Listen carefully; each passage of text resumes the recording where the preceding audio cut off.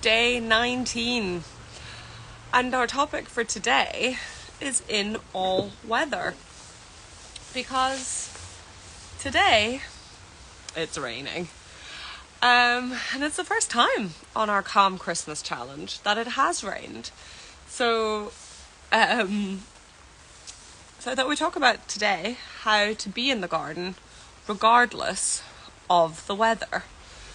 Anyway, I am Elisabeth from the Joyful Garden, and we are spending 10 minutes in the garden every day in the run-up to Christmas.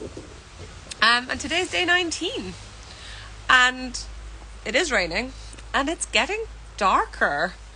It's really amazing. When we started this 19 days ago, it was bright at this time of day. And now it feels almost like nighttime, doesn't it? The street lights are still on. So the days are really starting to get shorter, because we're heading for the shortest day, aren't we? So it's just a lovely moment, I think, to think about the garden and how to use it in all weather. Actually, the street light is just there. That's why I'm like, oh, if I turn myself that way, I'm not quite so shaded. But there's a big plant in the way, so I can't fully do it. Anyway, I shall attempt slightly. Garden in the rain. Now, I know it's really tempting just not to use the garden when the weather isn't great, like it is today. I don't know if you can you hear the rain? I'm sitting under a large kind of parasol thing, so I think it sounds lovely. I love the sound of the rain. But I know that for a lot of us, living in Scotland, it can be wet, it can be gloomy, it can be dark. And it's easy to think, oh, I just won't use my garden in the winter. And that's kind of the old-fashioned way, isn't it? You would close up your garden for winter and that would be it. But I think it's just too precious a resource to not use it in these colder months.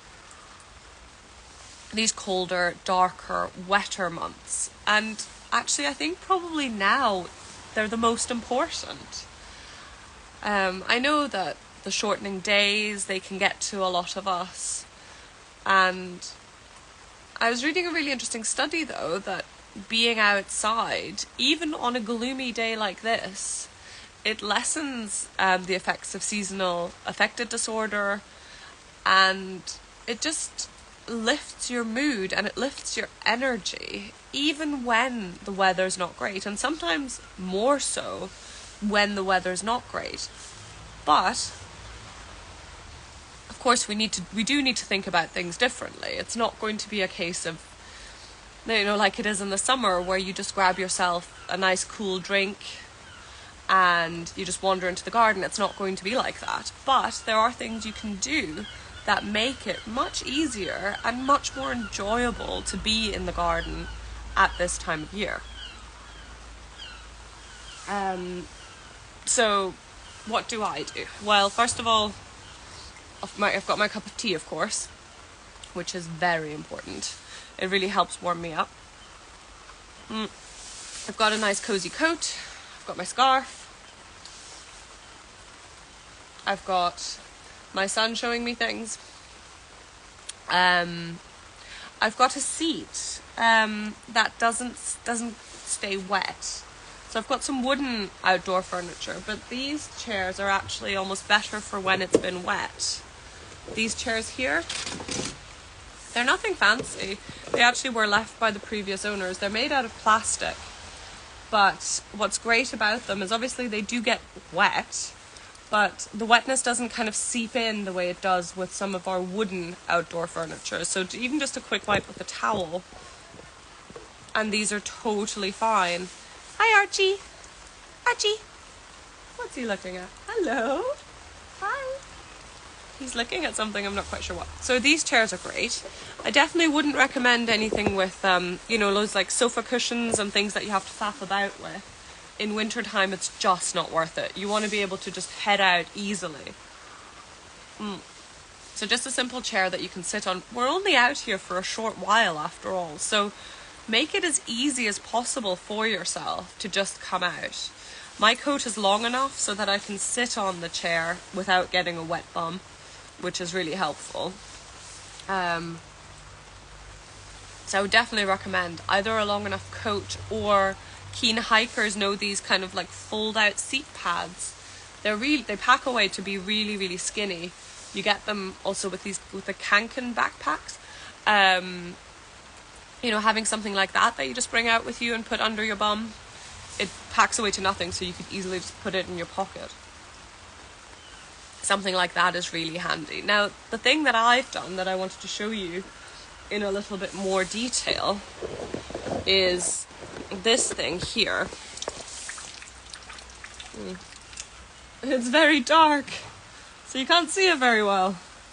This is a very large planter, and in it I have fixed this big old parasol. The water from it keeps running off into the water trough. I don't know if you can hear it. Anyway, that is the big planter. And there's a big old parasol that I have attached into it. And there's my Christmas tree. And that is what I'm sitting under when it rains in the garden. Now, I have fixed it in place. It's permanently in there. And the way that I did it, it's a very large pot. I actually cemented it in. I cemented the parasol in place. So what I did is I covered the bit of it that was going to be in the plant pot with duct tape, and then wedged it in place using large bricks. I'll see if I can find some photos of it, and I'll add them to this video when I post it on YouTube, on my YouTube channel.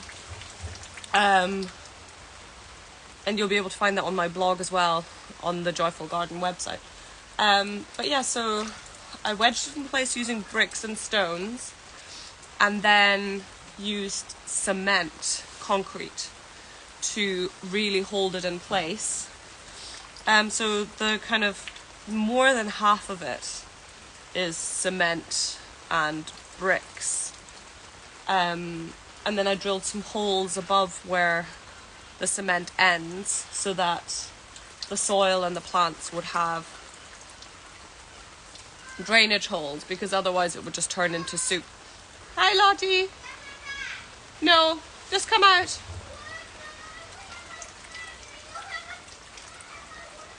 Lottie's worried about her water bottle. Lottie, we'll sort it out. Just come out for now. Just come out. We'll sort out your food later. She's very keen. She's very keen to join us, but she's not sure where her school bag is.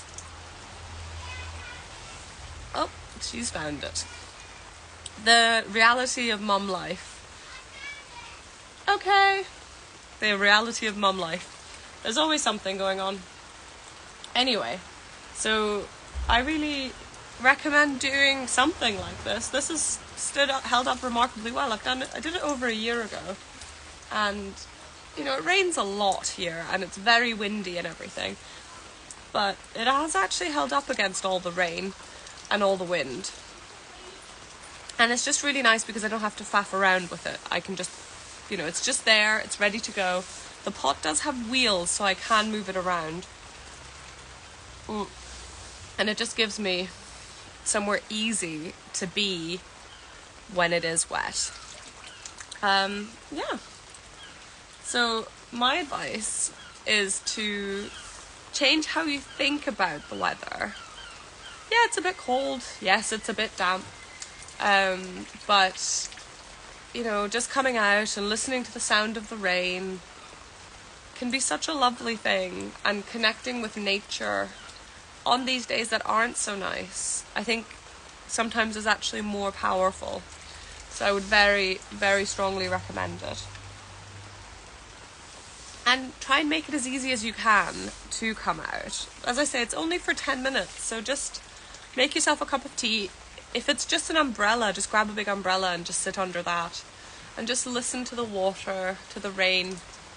pitter-pattering on top of your umbrella. It's just such a lovely, lovely moment. And here's my little girl. She's going to come join us just for a minute though, because we are very nearly done. Come on, lad. She's sad because she wanted to join us for longer. Hiya. Come on. Here we go. Do you want to join me for the plant recommendation? And we're talking about being in the garden in the rain. Do you like being in the garden in the rain? No. But it's cozy being under here, don't you think? Yeah. I like hearing the rain pitter-pattering on top. What about you? I don't know. Are you sad because you missed most of the live? I get that, little one. I get that. Should we give our little quick plant recommendation together? I was going to recommend these guys. What do you think? This little flower. What do you think about it? Oh, I'm sorry, little one. Can I do the plant? Shall I say what I think then? My little one. So this is a little viola, a little mini pansy. They're just really lovely because they still flower at this time of year, as you can see, and they absolutely flower their socks off. Now, these are more of a bedding plant, and I try not to have too many of them in my garden because it does feel a little bit wasteful, but they can just really brighten things up in a really lovely way. So this little pansy will keep flowering all winter long, and it just adds a really nice little touch to your garden. And I used to think they were kind of old-fashioned, but you can get these really beautiful colours now, and yeah, I just think they're really sweet. What do you think, Lottie? Yeah, I'll try and show you. There are some planted in my big pot with the big water, with our big umbrella in it. So yeah, they're just really sweet flowers, I think. Our topic for today has been being in the garden in all weather. And Lottie's feeling sad. Is there anything you want to tell us before we have to say bye? No. Oh. Okay. Well, thank you for joining us. Want to say bye? Bye. No, bye.